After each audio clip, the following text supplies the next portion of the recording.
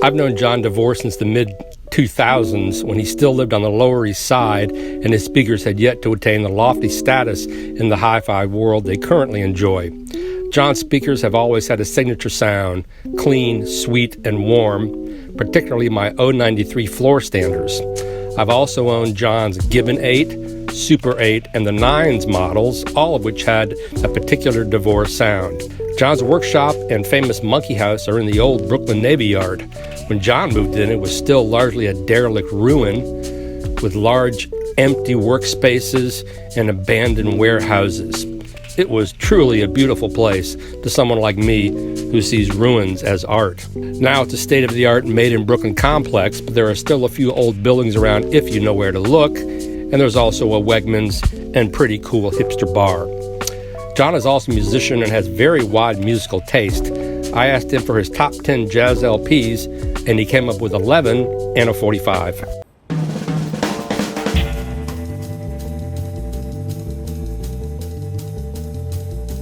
First jazz record I ever owned, and I'm not sure how I got it. I mean, I'm sure I got it from my parents. They must have had it.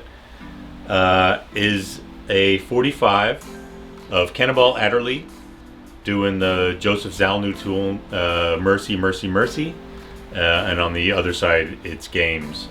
And I loved this. I played this so much. And I remember it goes back far enough that I remember playing it on my little white plastic turntable that had a plastic lid and a bright orange tone arm. I was a hi-fi nut very early, so that means this was really early. Maybe I was 6 or 7. I mean, early, and I played this so much. I loved this. It's on a live album. These are live takes, and it's a great tune. It's an absolutely great tune. It's very soulful. So this definitely shaped things to come for me. I was just lucky, or having parents with good taste in music that it showed up on my little white plastic turntable. I mean, I heard there was jazz being played in my house all the time. This was the introduction to jazz that I dove deep in, and I would play it and my eyes would be closed and I would be imagining all the instruments as they were coming, and I got to know this inside and out because I just played it over and over and over. Wow. And there was a few records when I was a kid that I had, and this was one of them. This is probably one of 3 or 4 records that just saturated, and so it was diving deep. I loved it. I still love it.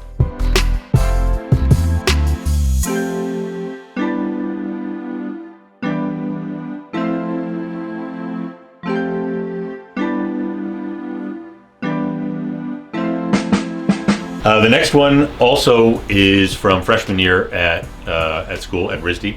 Herbie Hancock released an album just before I got to RISD called Future Shock, and there was the single off of that is called Rocket, and it was all over the radio. A good friend of mine, I met him freshman year, and this was still freshman year, but we ended up rooming together for the next 3 years, and he's a good friend of mine to this day.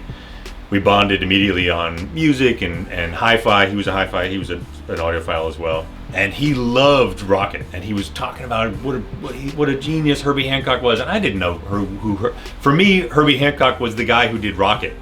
And I was like, I don't know, I mean, the turntabling stuff is kind of lame. And I was like, all right, let me listen to the rest of the album. So he loaned me the rest of the album. I play the record, and I'm like, corny. I'm like, Future Shock. I'm just like, this, this is the guy. This is your genius. Right. And he was like, all right, shut up. He took me into his room, digging all the way in the back of one of his record crates, pulls out this record, right, and cues it up to Watermelon Man. And that first thing, boop, boop, boop, boop, boop, my mind was blown. I was just like, what is this? Right. It was like nothing I had ever heard. And this whole album is just so killer. It's so funky. It's like the instrumentation is different from anything else. It is a badass record. again, impressively funky. The songs are fantastic. I mean, some of these songs are he did in a much more straightforward way on other albums. But on this, they're just transformed. That same friend, I mean, I didn't listen to Fusion. For me, Fusion was just kind of weird. And he was all into like Return to Forever and Weather Report, and he played me, you know, Miles Davis Decoy, and he sort of got me into some of that stuff. But this is the one that just lit the fuse, and yeah, it just blew me away. Yeah, this is an old one. The famous Nice Price. It's also on tape too. That is a tape. That's what tapes. That's a cassette tape. If we talk about that first song, or the second song, Watermelon Man, that buildup, you know, it starts with the hooting and hollering and the shakers and the flutes and stuff like that. The way he slips in underneath the beat and comes in and locks it all together. I mean, yeah, absolutely brilliant. Beautiful stuff. I wasn't a drummer at the time. I mean, I'm not a drummer now. I'm a self-half-taught, rock drummer from the East Village in the 90s.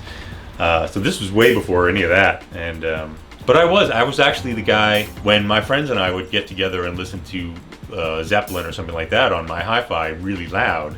I would always do air drums. I would always play the bottom parts.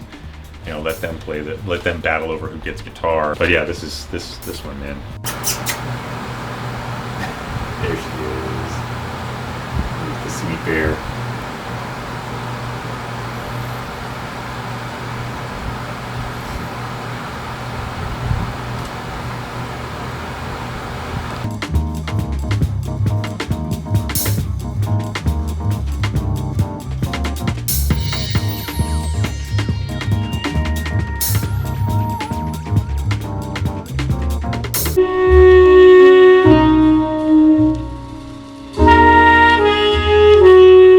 This one, Song for My Father, also in Spanish, but I'm not going to try to pronounce the Spanish version.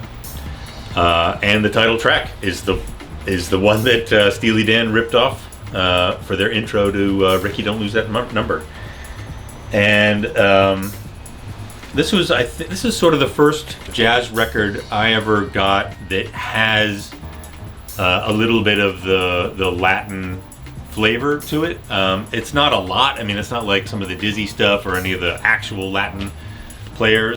It has got such a good groove all the way through.